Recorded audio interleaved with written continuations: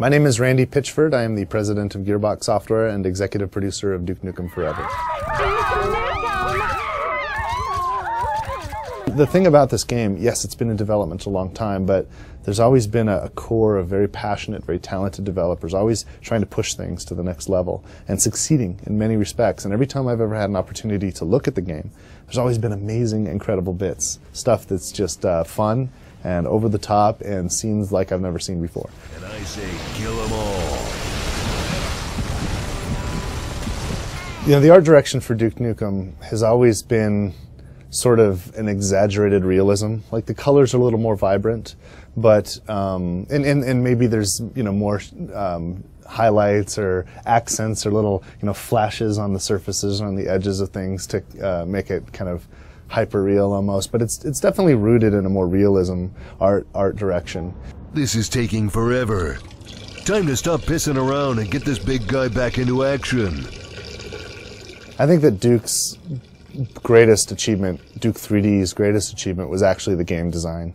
I think up until Duke 3D, we had been playing, if the few shooters we had played them in environments that were kind of nondescript, whereas Duke finally took it to a real world. Now, Duke's world isn't our world. It's kind of like a funhouse mirror reflection of our world. It's very much like our world, but it's almost like a upside-down, topsy-turvy version of our world. So when we're in that world and looking through the lens of our understanding to see what his world looks like, it's very funny to us, and so we're amused. The gameplay itself, though, is really it was really far ahead of its time in terms of what shooters can do. First of all, you had a wide spectrum of tools and weapons in Duke's arsenal, and this allowed for all kinds of interesting new kinds of gameplay.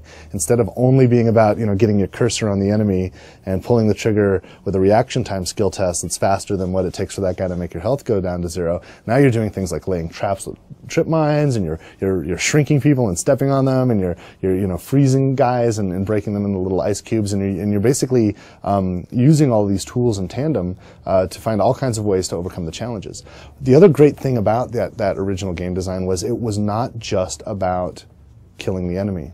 There were other things to do in Duke. After clearing a room of these aliens, you then had to figure out how to move to the next section, and oftentimes there was an environment challenge, like, man, there's the door, but there's something blocking it, and I have to figure out, you know, maybe if I nudge this and I can knock that out of the way and then I can get through, or maybe if I get that in the way and I blow that up, it'll create a hole for me, you know, and you're kind of using almost like a cognitive test to navigate the environment, and along the way you find secrets and all kinds of fun jokes. Duke Nukem Forever succeeds by understanding what was great there and delivering on a worthy successor to all that fun. So of course all the humor and all the titillation is there, and all those things that make us go, I just have to see what's going to happen next. That's all there for us. But at the same time, is a very intelligent game that balances very satisfactorily a pacing between the, you know, hardcore action and action skill test gameplay with a sort of cognitive gameplay.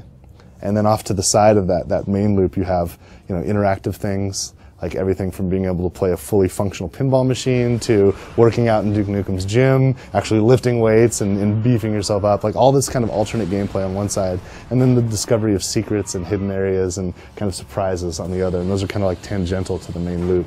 My favorite thing, man, well, okay, I don't want to give any spoilers away, but I will tell you this, there are so many memorable moments. I think one of the things that just kind of, it's more meta than just a particular moment, because there's so many moments, and I don't want to call any of them out at the risk of surprising anyone or ruining anyone's surprise. But the thing that I really love is the opportunities that come from Duke's unique arsenal.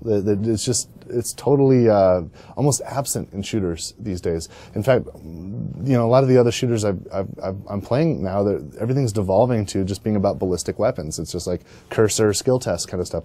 Put my cursor over the guy and, you know, react before he gets me. And you know, there's nothing more gratifying than, you know, shrinking down a pig and stepping him into a little mushy bit of paste, you know, or the railgun, you know, it's just shooting 3 guys in a row through a wall, you know, and then having their heads explode when they get, you know, the railgun has kind of like a microwave effect, and it'll make people's heads explode. It's pretty, but like that kind of alternate gameplay, those kinds of tools and weapons and the things that can emerge from that. We haven't had that in a long time.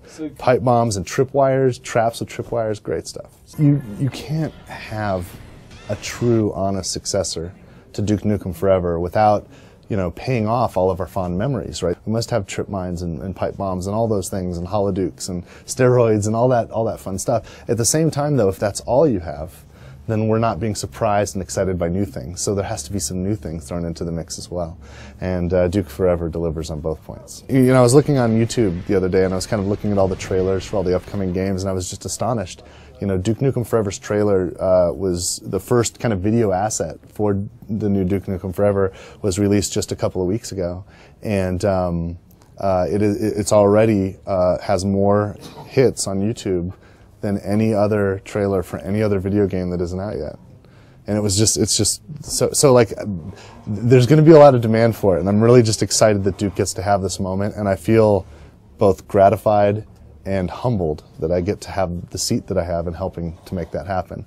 But ultimately, I feel like every Duke fan out there, where I finally get to play the game that this ridiculous game that's been going on for so long with this absurd development cycle. We're finally gonna, you know, get to the end of that story and have that experience, and it feels great to be able to pay that off.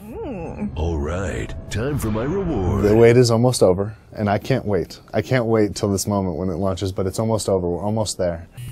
You want to touch it, don't you?